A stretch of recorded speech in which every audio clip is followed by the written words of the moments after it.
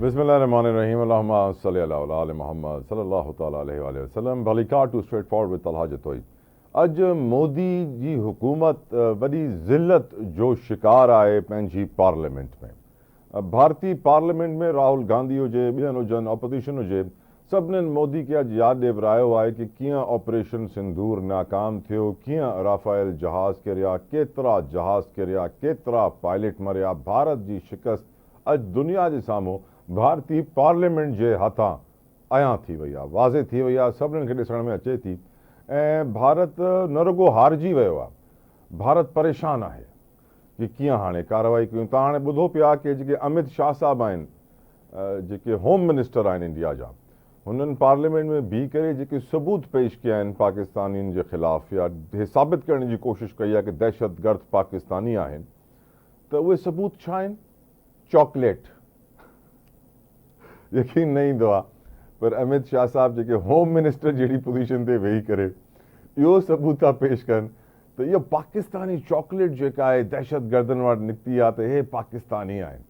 Hello, पोइ चवंदा आहिनि कि असां वटि हिननि जो वोटर नंबर बि आहे। वोटर नंबर त पाकिस्तान में का शइ हूंदी न आहे। अमित शाह साहब को वीचारनि खे ॿुधाए, को वीचारनि खे सम्झाए, छा आहे कि धक खाधल आहिनि ऐं उन धक जे करे जेको सूर में आहिनि उहे प्लानिंग था कनि कि कुझु असां पाकिस्तान जे ख़िलाफ़ करे सघूं। जेका इहा दहशतगर्दी जी लहर पाकिस्तान में हिन महिल असां ॾिसूं पिया त बलोचिस्तान में बि आहे, KPK में बि आहे, कराची में बि TTP वारा झलिया पिया वञनि। वाज़े तौर ते फितनतुल हिंदुस्तान ऐं फितनतुल ख़वारिज मिलियल आहिनि ऐं ॿई मिली करे चाहिनि था कि पाकिस्तान में प्रॉक्सी वॉर जे ज़रिए डिस्टेबलाइज़ेशन कई वञे, पाकिस्तान में अदम इस्तेहकाम आंदो वञे, पाकिस्तान खे मुश्किलनि में असां घेरे वठूं। ऐं इहा कोशिश एतिरी वधी चुकी आहे भारत जी कि भारत पूरी कोशिशि करे थो कि इज़राइल कंहिं तरीक़े सां हिन गेम में शामिल थी वञे। इज़राइल बि पाकिस्तान ते को चढ़ाई करे, छो जो करे इज़राइल खे ईरान अहिड़ो जवाबु ॾिनो कि हाणे इज़राइल ईरान खां ई अॻिते न वधी सघियो, पाकिस्तान ते कीअं अचे हा। जॾहिं कि नेतन्याहू इहो स्टेटमेंट ॾेई चुकियो आहे त ईरान खां पोइ पाकिस्तान ई आहे जंहिंखां इज़राइल खे थ्रेट हूंदी। पोइ तव्हांखे ख़बर आहे अॼु असांजे डेप्यूटी प्राइम मिनिस्टर, नायब वज़ीर आज़म ऐं असांजे फॉरेन मिनिस्टर इसहाक़ डार साहब जेका स्टेटमेंट वाज़े तौर ते क़ौम खे ॾिनी आहे त पाकिस्तान इज़राइल खे तस्लीम करण जो सोचे बि नथो। ऐं असांखे यादि रखणु घुरिजे कि ॿ टिनि ॾींहं अॻु में तव्हां ॾिसो पिया त यूनाइटेड नेशन्स में हिकिड़ी स्पेशल कॉन्फ्रेंस थी 3 ॾींहंनि जी गाज़ा लाइ, जेका फ्रांस लीड कई, जिथे सऊदी अरब इहा वाज़े ॻाल्हि कई कि 2 नेशन पॉलिसी जे अलावा यानी तस्लीम करणो आहे दुनिया खे कि फ़लस्तीन जी रियासत आहे ऐं उनखे क़याम करणो आहे, उनजा रूल्स रखणा आहिनि, हुननि खे जाइ ॾियणी आहे, पोइ ई असां वञी करे अॻिते ॿी का ॻाल्हि करे सघूं था।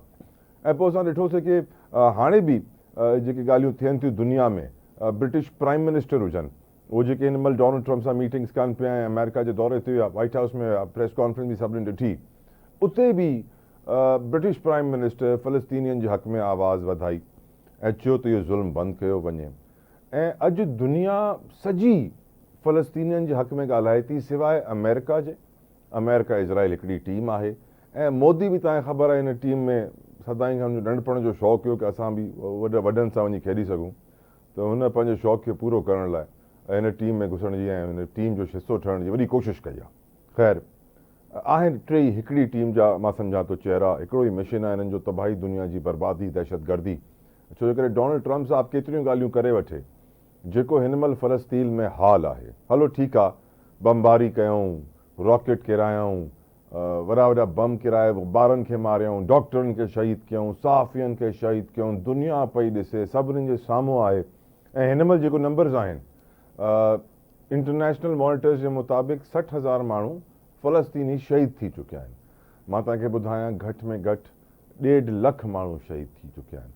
हिन महिल बि फ़लस्तीन में 5 लख खां मथे माण्हू आहिनि जंहिंजो को अतो पतो ई कोन्हे, दे आर मिसिंग, यानी न बॉडी मिली आहे न कुझु मिलियो आहे। केतिरा माण्हू आहिनि जो हिन महिल बि मलबे तले दबियल आहिनि। त यकीनन असां जे प्रोग्राम में पैलेस्टीनियन कॉज लाइ आवाज़ खणंदासीं, पर लेट्स स्टार्ट द डिस्कशन। गुफ्तगू का आगाज़ करेंगे और सबसे पहले बात करेंगे पाकिस्तान तहरीक इंसाफ की, जिसके लिए मेरे साथ इस वक्त मौजूद हैं एडवोकेट सैयद अली बुखारी साहब। किसी तारुफ के मोहताज नहीं है। बुखारी साहब अस्सलाम वालेकुम, thank you so very much for your time sir, जज़ाकल्लाह खैर।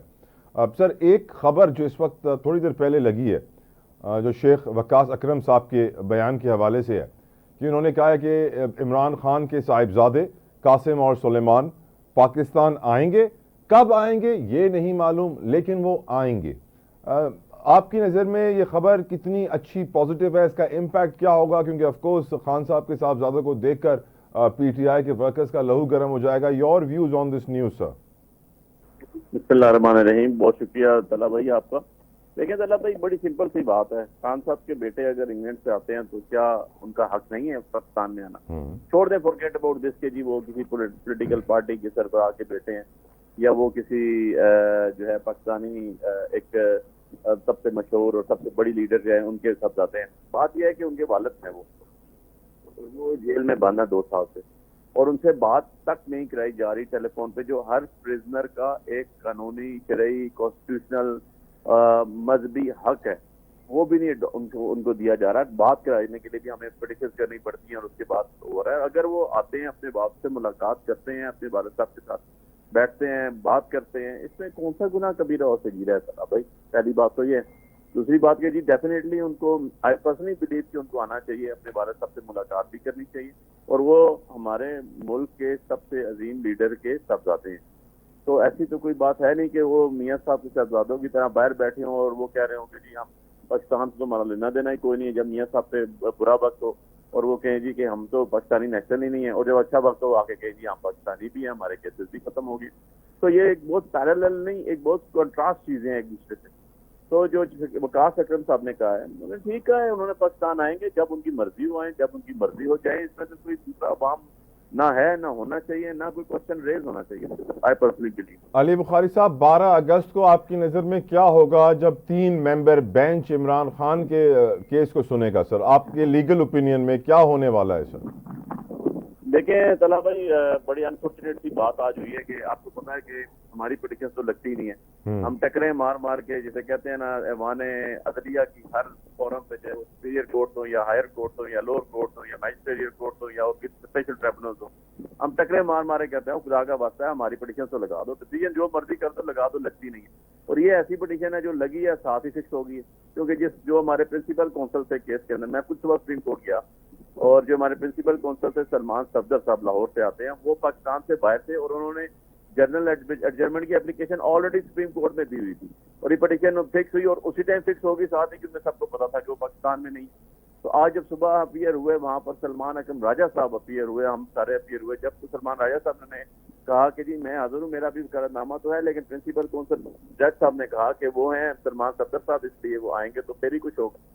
और हालांकि होना ये चाहिए था कि ओके जी, अगर किसी और वकालतनामा किसी और वकील का है, चाहे सलमान राजा साहब हैं या अली बुखारी साहब हैं या XYZ और जो कोई भी है, अगर उसका वकालतनामा होता है तो वो कहते हैं ओके जी प्रिलिमिनरी आर्गूमेंट्स कर दें, नोटिस कर दें स्टेट को, उससे आपकी एक तारीख बच जाती और नेक्स्ट तारीख पे आपको डिसाइड हो जाना। अब नेक्स्ट तारीख पे ये होगा कि 12 तारीख को जो है वो हम आर्गूमेंट्स करेंगे, आर्गूमेंट सुनने के बाद कोर्ट नोटिस करेगी कि भाई स्टेट को बुला लें, जो भी आर्गूमेंट सुन लें, एक और तारीख चल जाएगी। बेंच को 2 से 3 क्यों किया गया अली साहब?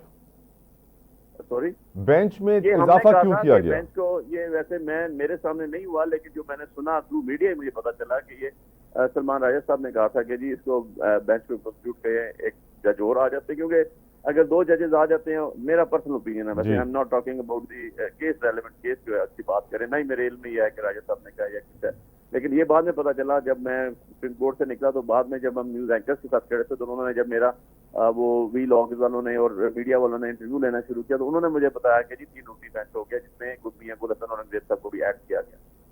तो समटाइम ऐसे होता है कि आपकी ऐसे, वैसे तो जब खान साहब की साइफर में भी केसेस में डिसाइड हुए थे तो 2 रुकनी बेंच भी था, ज्यादा रुकनी बेंच था, क्योंकि शाह साहब के आर्गूमेंट्स मैंने किए थे और खान साहब के सलमान। बिल्कुल ठीक। अब एक और इम्पोर्टेंट क्वेश्चन सर, आपकी नज़र में खान साहब और कितना जेल में रहेंगे मौजूदा हालात को मद्देनजर रखते हुए? बुखारी साहब, बड़ा अच्छा सवाल है तला भाई आपका, क्योंकि अगर आप मुझे कहते ना कि खान साहब कितना अरसा जेल में रहेंगे ना करदा गुनाहों की सजा भुगतने के लिए, तो मैं आपको कहता कि जिस दिन कोई मुनसब जज आ गया उस दिन इन्होंने बाहर आ जाना, क्योंकि कोई चीज प्रूव तो हुई नहीं। आज हम 190 मिलियन पाउंड के इशू के अंदर खान साहब जेल के अंदर है, जबकि 190 मिलियन पाउंड तो पाकिस्तान में मौजूद है। पाकिस्तान के सुप्रीम कोर्ट के अकाउंट में आया, वहां से गवर्नमेंट को शिफ्ट हुआ, गवर्नमेंट ने दानिश यूनिवर्सिटी 190 मिलियन पाउंड की बना दी और एक बहुत बड़े टाइकॉन से पैसा लिया गया और लेके पाकिस्तान में आया गया, जिसमें 1 रुपए की इम्बेजलमेंट खान साहब के ऊपर नहीं है। जो एलिगेशन है वो है कि आपने प्रोसेस अडॉप्ट नहीं किया। और ऑन द अदर साइड 200 अरब रुपए का टीका लगा दिया गया इस कौम को, 200 अरब रुपए का चीनी के ऊपर लगा दिया गया एक्सपोर्ट करके, गरीब की जेब से 50 रुपया 100 रुपया निकाल दिया गया। इससे बड़ा जुल्म इस कौम के साथ नहीं हो सकता। ये मेरी बात जो है मैं हमेशा कह रहा हूँ, हर प्रोग्राम में कह रहा हूँ कि ये रिकॉर्ड कैसा बना लें और ये आप देखिएगा कि ये चीज इंशाल्लाह इनके सर पड़ेगी और यही नैब और यही कल इनके पीछे फिर रहे होंगे और ये जेलों में होंगे सर। तो इंशाल्लाह खान साहब का जिस दिन भी इंसाफ के तकाजे पूरे हुए उस दिन खान साहब ने बाहर आ जाना है। जब भी फेयर फ्री ट्रांसपेरेंट आपका जो है वो कानून में हरकत की और इंसाफ हुए तो अल्लाह उसके रसूल को हाजिर नाजर जान के तो उस दिन खान साहब बाहर हुए। उमर अयूब साहब सर सुप्रीम कोर्ट से रिव्यू मांग रहे हैं 9 मई के केसेस के ऊपर। डू यू थिंक सर कुछ उम्मीद है आपको भी कि सिस्टम में है जान? या देखें, मतलब एक कॉमन मैन की बात कर रहा हूँ मैं। कभी आपने इतने बड़े बड़े पाकिस्तान में दहशतगर्दी के वाकयात हुए, बहुत बड़े बड़े हमारे जीनियस लोग, हमारे इंटेलेक्चुअल्स जो हैं वो मार दिए गए, शहीद कर दिए गए, हमारे फोर्सेस के बड़े लोग शहीद हो गए। कभी आपने बम ब्लास्ट हो गए, सिविलियंस शहीद हो गए।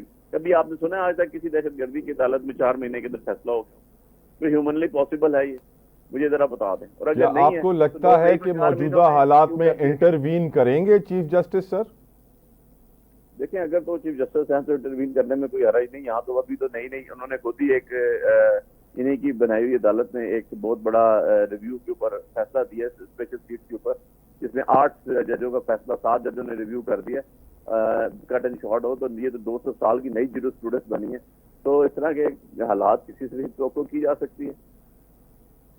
अब सर आखिरी सवाल आपसे, यकीनन पूरे पाकिस्तान का दिल फ़लस्तीनी भाइयों बहनों के साथ धड़कता है और हम ये जानते हैं कि पाकिस्तान की जो इंडिया वाली थ्रेट है वो बुखारी साहब बढ़ती जा रही है, क्योंकि वो घायल है, उसको चोट लगी है, शिकस्त हुई है और वो कुछ ना कुछ करना चाहता है। टेररिज्म प्रॉक्सी वॉर के जरिए पाकिस्तान में बढ़ाना चाहता है। इजराइल उसका पार्टनर है, इजराइल भी पाकिस्तान को पसंद नहीं करता। आज डार साहब ने भी दोबारा कह दिया कि हम इजराइल को तस्लीम करने का कोई प्लान नहीं रखते हैं और हम ये जानते हैं कि इस खित्ते के अमन को बड़ा खतरा लाहक है इस वक्त बिकॉज ऑफ मोदी और उनकी टीम, जिसमें नेतन्याहू भी हैं, नेतन्याहू की सपोर्ट में डोनाल्ड ट्रंप भी हैं। लेकिन दुनिया सर ये जो भूख की हड्डियों वाली लाशों की तस्वीरें देख के ना बुखारी साहब उन सबका दिल थोड़ा जाग उठा है कि बरतानिया भी आज बोल रहा है, फ्रांस भी बोल रहा है, यूरोपियन कंट्रीज खुल के हिमायत कर रहे हैं, लेकिन कोई नेतन्याहू को टाइट नहीं कर पा रहा है, इजराइल की बर्बरियत रोक नहीं पा रहा है। भूख अभी भी वहां पर है, 5 लाख लोग लापता हैं, लाख से ज्यादा अल्लाह को प्यारे हो गए। आपकी नजर में इस पूरी सिचुएशन का एंड गेम क्या होगा बुखारी साहब? देखिए सर, एंड गेम का तो अल्लाह को पता है, गैप पे तो मेरे अल्लाह के पास है तला भाई।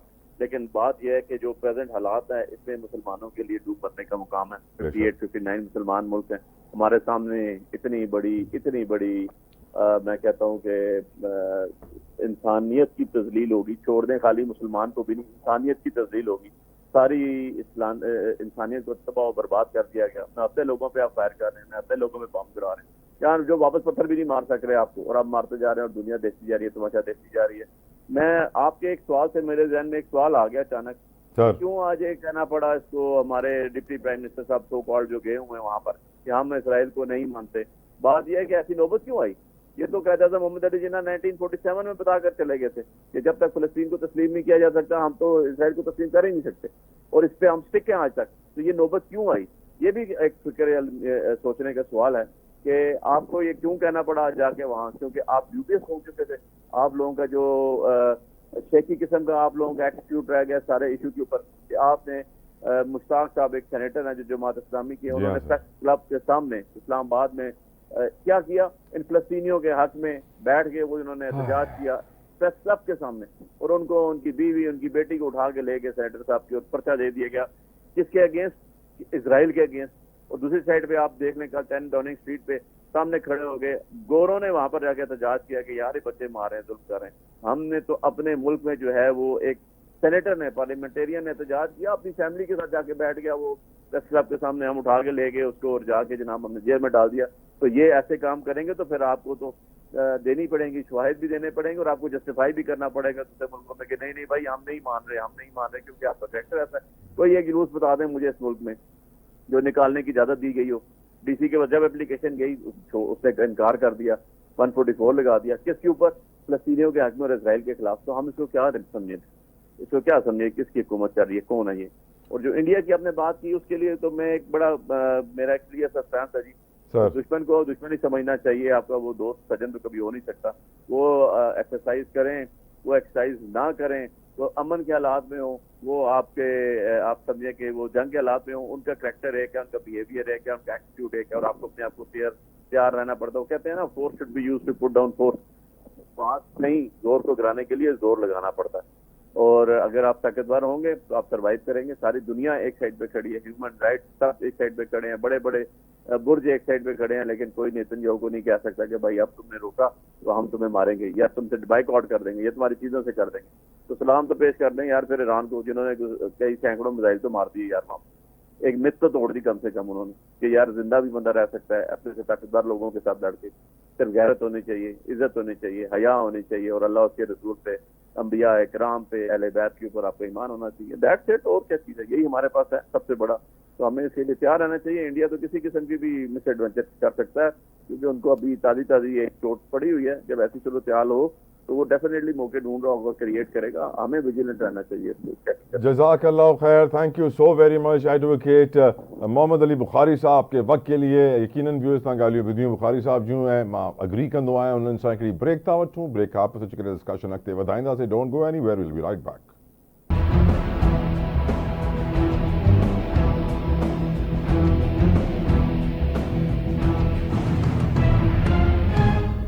बैक व्यूअर्स, भारत हम जानते हैं कि जख्मी जानवर की तरह बेकाबू है, बदला लेने के मूड में है। राफेल गिर चुके हैं, सब तस्लीम कर चुके हैं, दुनिया के सामने झूठ भी निकल आया है और इसकी वजह से सिचुएशन थोड़ी सी खतरनाक भी हो सकती है। ऑपरेशन महादेव मकबूजा कश्मीर के अंदर जुल्म और बढ़ता जा रहा है। गुफ्तगू करेंगे। मेरे साथ मौजूद हैं ब्रिगेडियर रिटायर्ड बाबर अलाउद्दीन साहब, किसी तारुफ के मोहताज नहीं। बाबर साहब अस्सलाम वालेकुम, thank you so very much for your precious time. Brigadier साहब, इजराइल नेतन्याहू भी पाकिस्तान को थ्रेट समझता है, मोदी भी पाकिस्तान को थ्रेट समझता है। दोनों पाकिस्तान के ये दुश्मन हैं और दोनों पाकिस्तान के खिलाफ कार्रवाई करना चाहते हैं। इस वक्त मकबूजा कश्मीर में भारतीय मजालिम इंतहा को पहुंच चुके हैं और जो उनकी अपनी पार्लियामेंट है, इंडियन पार्लियामेंट में, उसमें राहुल गांधी हो, दूसरी अपोजिशन हो, वो मोदी के साथ जो कर रही है वो भी तारीख साज है।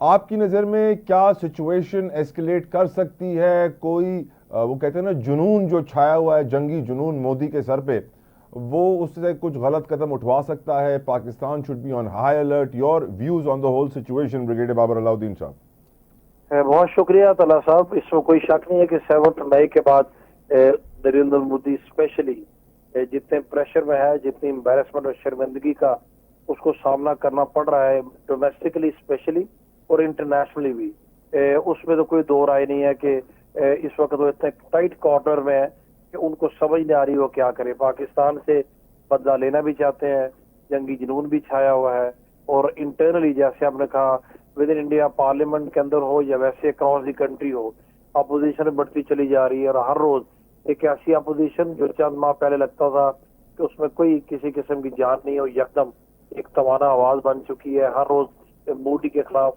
नए नए बयानियां घड़ते चले जा रहे हैं, और अंदर से चाहे वो इंडियन फौज के साबिक सीनियर ऑफिसर्स हों या मेंबर पार्लियामेंट हों, वो खुद ये मान रहे हैं कि राफेल भी गिरे हैं। वो ये खुद भी मानते हैं कि पहलगाम एक फॉल्स फ्लैग ऑपरेशन था। तो ये सारी चीजें जब यकजा हों, और इंटरनेशनली हर दूसरे दिन अमेरिकन प्रेसिडेंट भी कोई ना किसी ना हवाले से बता देते हैं कि उन्होंने जंग बंदी कराई और इंडिया के जहाज मार गिराए पाकिस्तान ने। इन तमाम चीजों को जब आप इकट्ठा करें तो आपकी बात में काफी हद तक वजन नजर आता है कि जंगी जुनून तो उन पे छाया हुआ है। अभी मकबूजा कश्मीर में जिस तरह के जंगी वो मुजालिम ढा रहे हैं, या इसको जो है उनकी ऑपरेशन महादेव, जी जी जी जी और हर रोज कोई ना कोई नया ऑपरेशन, कोई नया उसको कोड वर्ड देते हैं अमरनाथ यात्रा के नाम पे भी। तो कहने की बात यह है कि रीजन कोई भी हो, वो बहाने की तलाश में है और पोस्ट फ्लैग करना चाहते हैं, उनके लिए इतना इजी भी नहीं है। पहले वो ऑफ हैंडेड पकड़े गए हैं। जहां तक पाकिस्तान का ताल्लुक है, हमें इस चीज का अंदाजा बिल्कुल है। दुनिया को हम थ्रू अपने डिप्लोमेटिक चैनल बताते भी रहते हैं, हम अलर्ट पे बिल्कुल है। हम इंशाल्लाह ऑफ गॉडेड बिल्कुल कभी नहीं पकड़े जा सकते। इजराइल क्या चाहता है, नेतन्याहू क्या चाहता है, मोदी क्या चाहता है, दोनों का नेक्सस है। और अभी तो ये भी जो काफी हद तक सबूत ये शवाहिद सामने आ रहे हैं कि बलोचिस्तान में जो कुछ हो रहा है, हिंदुस्तान तो कर ही रहा है, उसमें किसी न किसी वाले से इजराइल का भी अमल दखल है, चाहे वो रॉ को सपोर्ट हो या रॉ की सूरत में अपने कुछ एजेंट्स हों या थिंक टैंक्स हो। तो करना तो वो भी चाहते हैं, लेकिन बात सारी करने की जो सोचने की है कि क्या उनमें हिम्मत है। अभी बात सिर्फ ये है कि उनको पता है कि पहले जो उनके साथ जो कुछ हुआ है, अभी वो 10 दफा सोचेंगे कि पाकिस्तान के खिलाफ कुछ करना है तो कैसे करना है, क्योंकि इंटरनली भी इतनी सपोर्ट नहीं है, दुनिया की तरफ से सपोर्ट भी नहीं है। पिछले चंद हफ्तों में मोदी ने जितने दौरे बैरून मुल्क किए हैं, उसके बावजूद आपको कहीं से नजर आई कोई एक आवाज भी हिंदुस्तान के साथ खड़ी हुई। On the other hand Pakistan की डिप्लोमेसी में यकदम आपको यकजायत भी नजर आती है, आपको उसमें ऑफेंसिवनेस भी नजर आती है। चाहे वो अमेरिकन सेंट्रल कमांड के चीफ का पाकिस्तान का दौरा हो, या पाकिस्तान के आर्मी चीफ का अमेरिकी सदर के साथ लंच हो, या पाकिस्तान के फॉरेन मिनिस्टर का हालिया दौरा अमेरिका हो, या पाकिस्तान के मिडिल ईस्ट और सेंट्रल एशियन कंट्रीज के साथ रवाबित हो और उनमें तेजी हो। तो all set and done Pakistan इस वक्त डिप्लोमेटिकली और मिलिटरी तो है ही एक अच्छी पोजीशन में है। इंडिया बैकफुट पे है, बट जंगी जुनून अगर उनके ऊपर तारी है तो मोस्ट वेलकम, ऐसा करके वो देख लें। पहले उन्होंने करके देखा, ऑल्दो बड़े भौंडले तरीके से उन्होंने किया, लेकिन जो उनके साथ हुआ हम सब ने देखा और दुनिया ने भी देखा। अभी वो मॉरली कभी भी हाई ग्राउंड पे नहीं हो सकते, और इंडिया के अंदर इतने इश्यूज हैं। पॉलिटिकली तो हमने बात कर ही लिया, हिंदुस्तान में जो फॉल्ट लाइंस हैं उनमें बड़ा इजाफा हो गया। पंजाब में जो सूरत हाल है, कश्मीर में तो जो है ही है, और 7 सिस्टर स्टेट पे सिचुएशन आगे की निस्बत काफी हद तक खराब हो चुकी है। तो सर लेकिन आज बहुत प्रॉब्लम्स है। ब्रिगेडियर साहब, आज एक जोक ऑफ द सेंचुरी भी इंडिया के होम मिनिस्टर ने पूरी दुनिया को दिया है सर, जिसपे मैं भी हंसने पर मजबूर हो गया था। वो कहते हैं कि पहलगाम के दहशतगर्दों के पास पाकिस्तानी चॉकलेट थे। मैं हैरान हुआ। कहते हैं पाकिस्तानी वोटर कार्ड थे। मैंने कहा होता ही नहीं हमारे पास तो वोटर कार्ड। ये कहां से बनता है? आपने खबर सुनी तो आपकी हंसी निकली ब्रिगेडियर साहब? जी बिल्कुल हंसी निकली, हर जी शऊर शख्स की हंसी निकलेगी। ऐसी बातों पे कौन यकीन इस पर ताला साहब कर सकता है? आपने पता जयशंकर जैसे सो कॉल्ड अरस्तु रखे हुए हैं, और इनको इतनी शर्म भी नहीं आती कि हर रोज इनको एम्बेरसमेंट होती है, दुनिया इन पे हंसती है। आज एक बात कर रहे हैं, कल दूसरी बात कर रहे हैं, इंटरनेशनली इतने ही एक्सपोज हो चुके हैं। इस तरह की बातों पे कौन यकीन करेगा? मतलब आम आदमी भी सुन के हंसने पे मजबूर हो जाता है। तो जो सीरियस माइंड है वो कैसे इन बातों पे यकीन करेंगे? इस तरह की बातें करके अपने आप को मजीद एक्सपोज करते हैं। और पाकिस्तान की तरफ दुनिया की इस वक्त तवज्जो है। देखें अमेरिकन ऐसे there are no free lunches जब दुनिया में डिप्लोमेटिकली आप देखें, अमेरिकन से पाकिस्तान की तरफ मुतवज्जो हुए हैं पहले की निस्बत ज्यादा। तो उसमें उसकी रीजन है, आपने दुनिया को बताया। और ये इतना कुछ करने के बावजूद आज इनकी बात जब को सुनने को तैयार नहीं है, तो चाहे मोदी हो चाहे नेतन्याहू हो, दुनिया के सामने एक्सपोज है। इस तरह की बातें करते रहे जो उन्होंने करनी है, लेकिन इस तरह की बातों में यकीन। ब्रिगेडियर साहब, डोनाल्ड ट्रंप मोदी से नाराज हो गए हैं काफी। वो कह रहे हैं कि मैं दुनिया को एक एटमी जंग से मैंने बचा लिया, मुझे नोबेल पीस प्राइज मिलना चाहिए। पाकिस्तान तारीफ कर रहा है, मुझे नॉमिनेट कर रहा है। इंडिया तो मान ही नहीं रहा है कि मैंने सीज फायर कराया है। मोदी कहे जा रहा है कि हमने अमेरिका के कहने पे सीज फायर नहीं किया। ये सिचुएशन कहां जा रही है आपकी नजर में? कौन दुनिया में यकीन करेगा भाई? अगर अमेरिका के कहने पे तुमने सीज फायर नहीं किया, या अमेरिकी सदर ने तुमसे बात नहीं की थी, तुमने क्यों सीज फायर किया? जिस दिन अमेरिकी सदर ने अनाउंस किया कि शाम के इतने बजे सीज फायर हो जाएगा, तो उसी दिन कहते ना कि वो डिनाई करते हैं कि हमें किसी ने नहीं कहा या हमने किसी को नहीं कहा। तो सीज फायर आपने किया।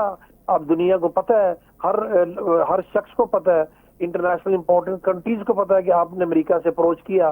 तो डोनाल्ड ट्रंप तो मोदी से अगर नाराज है तो उसके पीछे इसको रीजन है। मोदी साहब की अपनी बेवकूफी है, और मोदी साहब के जो अपने जो उन्होंने हरकतें की हैं पिछले 2 महीनों में 3 महीनों में सबके सामने है। और जो उनके जो वहां पर एक क्लाउड सा बनाया हुआ है, जो एक ग्रोह बनाए हुए हिंदुस्तान को इस वक्त गवर्न कर रहा है, उनकी अपनी बेवकूफी है, चाहे वो जयशंकर हो, चाहे वो बिल्कुल अमित सर। शाह हो, राजनाथ सिंह हो या अजीत डोल हो, इन लोगों की अपनी हर और इनके अपने मुल्क के अंदर क्रैक्स थे कि इनकी मिलिट्री, चाहे रिटायर्ड मिलिट्री ऑफिसर्स है, सर्विंग मिलिट्री ऑफिसर्स है, उनके अंदर भी इतनी डाइवर्जन है, इतने उनके बट जो व्यूज उनके डिफरेंट है, वही सपोर्ट करने को तैयार बिल्कुल नहीं है। ठीक। ब्रिगेडियर साहब लेट्स मूव फॉरवर्ड। मैं आपको अब मोदी के यार के ऊपर ले जाता हूं, मिस्टर नेतन्याहू के ऊपर सर। नेतन्याहू के हवाले से सर आप जानते हैं कि सोशल मीडिया पे अब्राहम अकॉर्ड बड़ा डिस्कस हो रहा है, बहुत सारे वीलॉग्स बन रहे हैं, हर कोई कह रहा है पाकिस्तान पे इजराइल दबाव डाल रहा है, डोनाल्ड ट्रंप दबाव डाल रहा है कि मान लो, तस्लीम कर लो। हमारे डेप्यूटी प्राइम मिनिस्टर और फॉरेन मिनिस्टर डार साहब को स्टेटमेंट आज देनी पड़ी कि ये हमारे कार्ड्स पे नहीं है, कोई प्लान है ही नहीं, हम इजराइल को कभी नहीं मानेंगे, हमारा कौमी बयानिया यही है कि हम फ़लस्तीन के साथ खड़े हों, जब तक फ़लस्तीनी रियासत का क़याम नहीं होगा कुछ बात नहीं हो सकती।